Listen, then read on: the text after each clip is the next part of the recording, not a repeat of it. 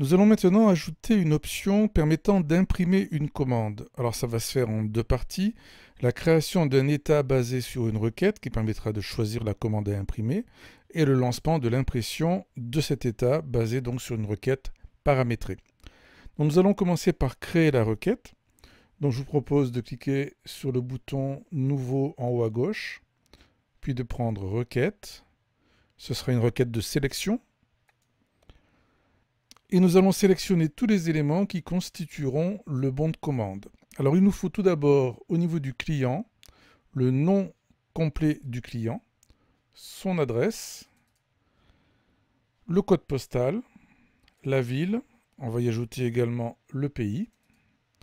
Ensuite, au niveau de la commande, il va nous falloir l'identifiant de la commande, ce qui permettra de le sélectionner, donc de sélectionner la commande à imprimer, la date de la commande, puis nous allons sur ligne de commande.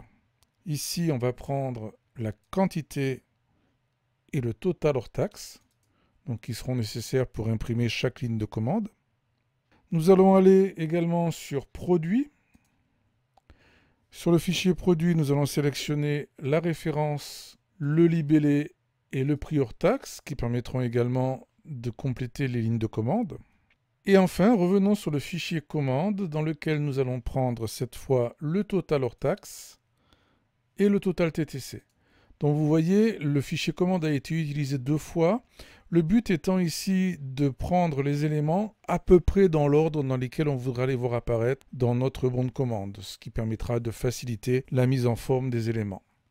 Alors n'oublions pas que le but sera d'imprimer une commande. Cette commande sera sélectionnée à partir de son identifiant. Donc sur l'ID commande, nous allons mettre une condition en cliquant ici, nouvelle condition. Et on va dire que l'ID commande doit être égal au paramètre qui s'appellera donc param ID commande. Très bien, je valide. Je valide à nouveau. Voilà notre requête qui va donc s'appeler bon de commande.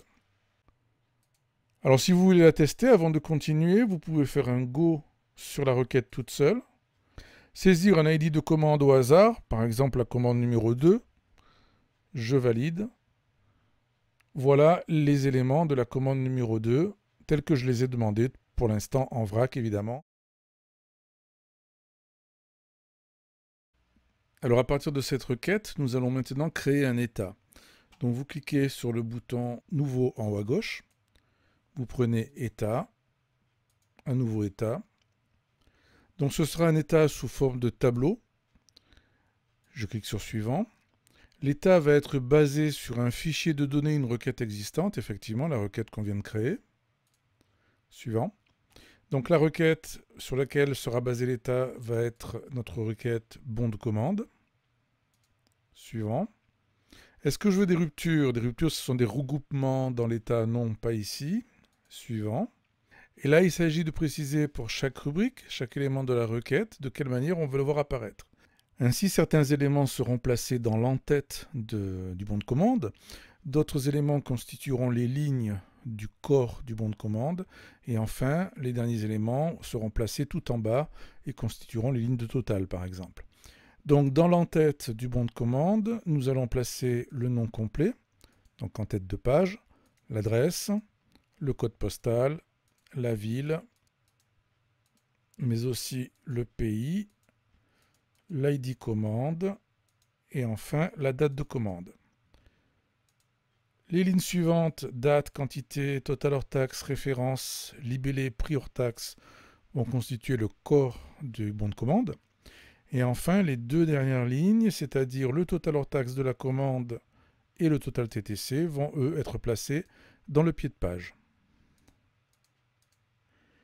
Voilà. Donc à partir de là, vous cliquez sur Suivant. Donc là, on ne va demander aucun calcul parce que le calcul est fait en fait par la requête elle-même. Donc je clique sur le bouton Aucun calcul. Je clique sur Suivant. Ça, c'est la mise en page de l'état. Donc on va rester sur Portrait, feuille séparée. Le gabarit de l'état n'est pas très important ici. Prenez celui que vous voulez. Et enfin, notre état, nous allons l'appeler donc état bon de commande. Voilà.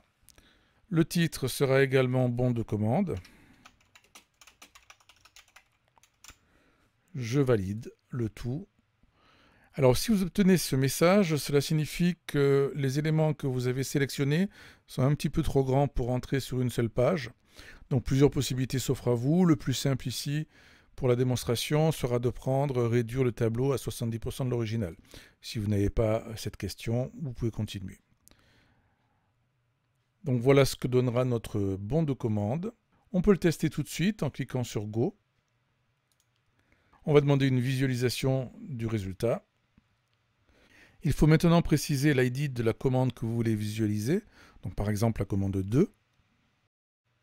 Et voilà le bon de commande que nous obtenons. Donc comme vous le voyez, cela fonctionne, mais il nécessite encore quelques mises en page, quelques mises en forme. Notamment le total ici est peut-être mal placé par rapport à la partie qui est ici. Alors pour améliorer cet état, je vous propose de faire plusieurs choses. La première va être de déplacer les informations du client sur la droite. Et on va commencer par se débarrasser des libellés. Donc je sélectionne en appuyant sur CTRL et en cliquant dessus les différents libellés. J'appuie sur Sup sur le clavier pour les supprimer. Voilà. Je vais maintenant déplacer, alors je vais réduire déjà la ville ici, voilà, pour y mettre le code postal devant. Je déplace en les retaillant également ces deux champs sur la droite. Voilà, bon c'est approximatif. L'idée c'est d'avoir le client et son adresse à droite, avec ici le pays. Ensuite, je vais prendre les deux champs qui restent ici, donc le numéro de commande et la date, je vais les placer ici tout en haut. Je vais renommer identifiant de commande en numéro de commande. Voilà, en cliquant sur le libellé. Numéro de commande, je le réduis un peu également. Voilà, et on va aussi le reformater au niveau de l'affichage. Je prends le champ qui affiche le numéro de commande, je double-clique dessus. Je vais dire que c'est de type numérique. Voilà, et au niveau du masque d'affichage, je vais afficher des chiffres sans décimales. Voilà, par exemple, sur 6 positions. Ça sera un petit peu mieux. Ensuite, je vais également diminuer un petit peu la taille de l'entête. Voilà, en remontant ici la petite encre bleue que vous voyez là sous mon curseur. Je vais également supprimer le numéro de page qui ne sert pas à grand chose ici. Je vais déplacer les champs de Toto vers la droite. Et je vais faire en sorte que le pied de page s'affiche différemment. Donc je vais aller dans la description du bloc pied de page. Je fais ici clic droit, description du bloc sur le pied de page. Je vais lui demander à imprimer le bloc fin de document après le bloc fin de page. Et je vais lui demander à ce que le bloc fin de page ne s'imprime pas en bas de la page mais se colle aux autres blocs. Voilà, je valide. On va voir un petit peu ce que ça donne. Je vais faire un Go ici sur mon état. Visualiseur de rapport, voilà, sur la commande numéro 2 toujours. Je clique sur OK. Voilà le résultat, vous voyez, c'est un petit peu mieux. On a donc bien l'adresse sur la droite, les informations de commande à gauche et le reste de la mise en page tel que je l'ai demandé. Notamment donc les totaux juste en dessous des lignes de détail. Voilà, il ne reste plus qu'à écrire le code nécessaire pour imprimer ce bon de commande à partir de notre application.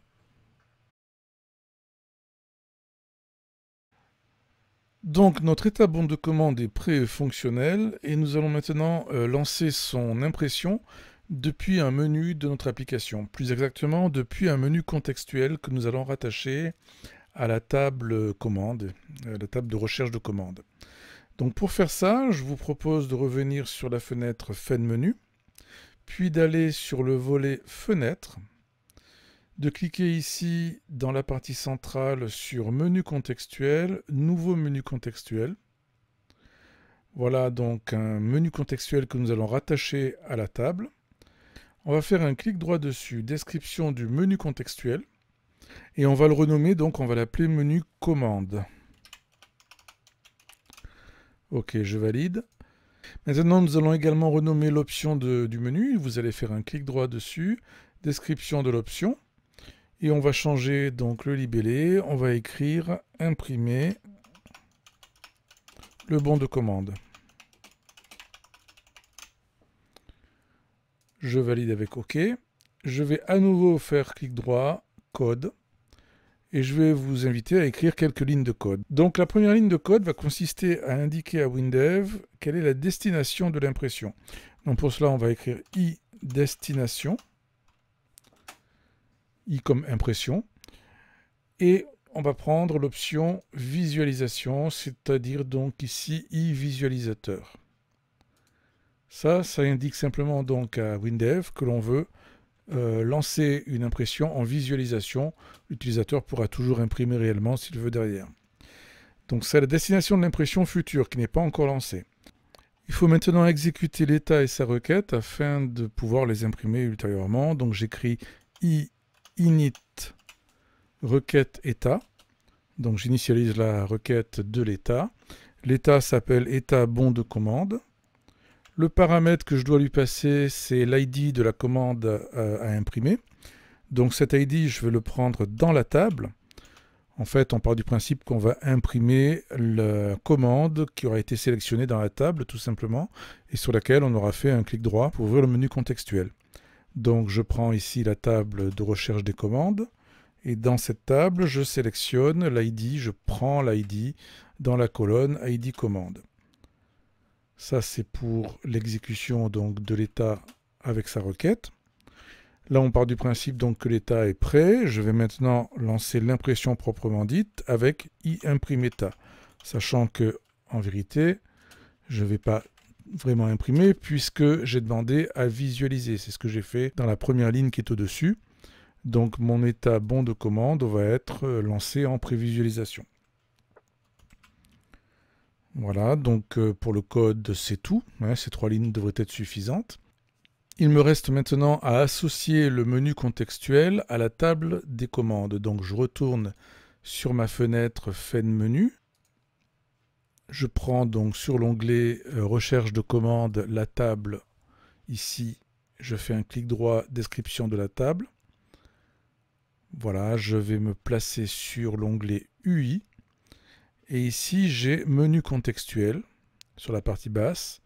Vous voyez en cliquant sur la petite flèche qui est ici que par défaut, le menu contextuel, c'est le menu des FA, des fonctionnalités automatiques de l'application, telles que l'exportation, etc., ce qu'on avait déjà vu précédemment. Et je vais y rattacher mon menu contextuel en cochant cette case, ajouter un menu contextuel, et je choisis dans la liste déroulante les menus contextuels que j'ai éventuellement créés. Je précise également si ce menu doit être placé au début ou à la fin par rapport aux options du FA. Donc je vais le laisser au début, voilà, je valide tout ça. Je peux maintenant tester le résultat final. Je fais un Go général. Je vais me placer sur l'onglet Recherche de commandes. Je clique sur le bouton Rechercher pour obtenir la liste de toutes les commandes. Je prends une commande au hasard, clic droit, et vous voyez l'option Imprimer le bon de commande du menu contextuel que j'ai créé apparaît ici. Je clique dessus. Et voilà le résultat. Le bon de la commande sélectionnée s'affiche bien en prévisualisation.